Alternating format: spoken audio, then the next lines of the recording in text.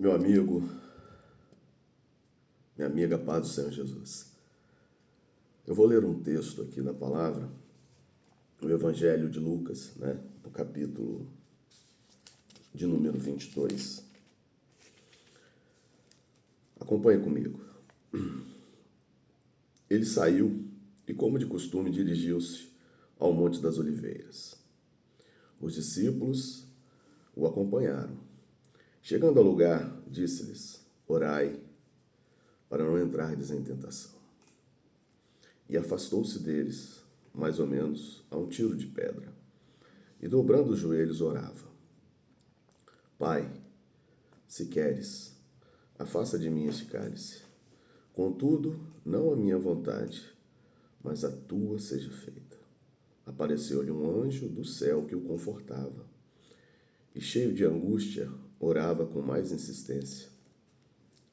E o suor se lhe tornou semelhante a espessas gotas de sangue e caíam por terra.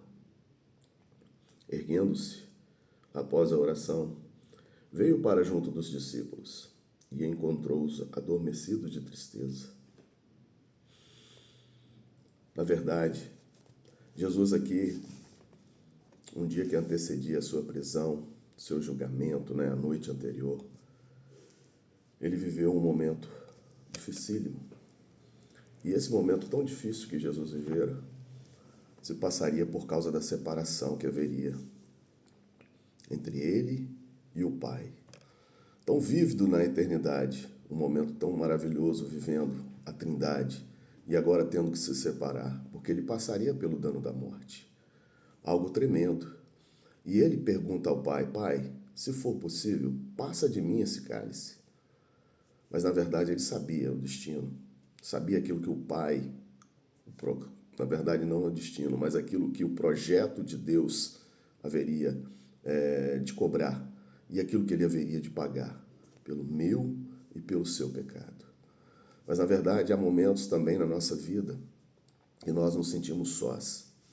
Às vezes algo tão tremendo que nós não conseguimos vencer e nós nos sentimos sós a ponto de até mesmo suplicar de uma misericórdia não do homem, mas aquela que vem da eternidade, a ponto de nos esvairmos e a ponto de as gotas de sangue também se aplicarem à nossa vida.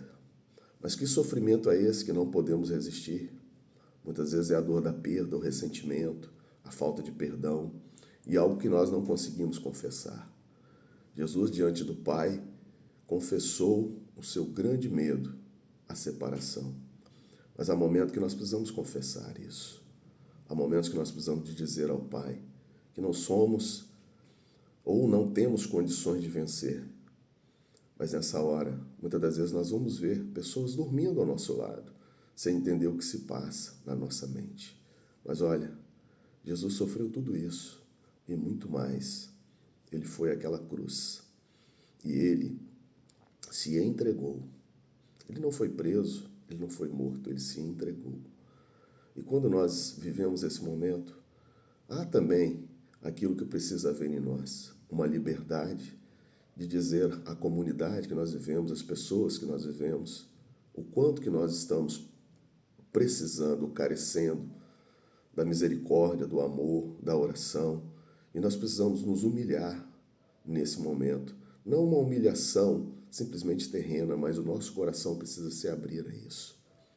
Eu estou aqui nesse dia, nessa manhã, te dizendo que o Senhor Jesus, ele venceu a morte.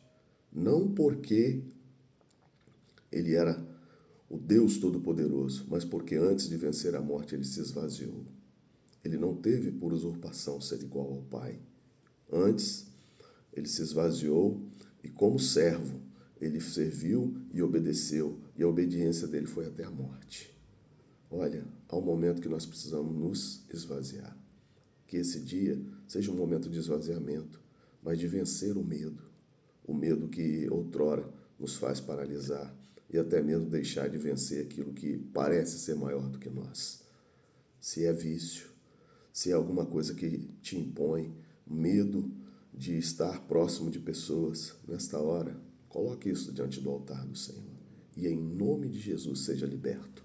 Eu estou aqui para dizer que Jesus é o único e verdadeiro caminho. Mesmo a cruz, ele deixou o seu legado vencendo a morte, saindo do sepulcro. E hoje ele vive e reina. Mas o Espírito Santo do Senhor, ele está aqui e ele está também sobre a sua vida. Seja feliz e vença aquilo que é invencível ao seu olho, aos seus olhos. Jesus venceu por mim e por ti. A paz do Senhor.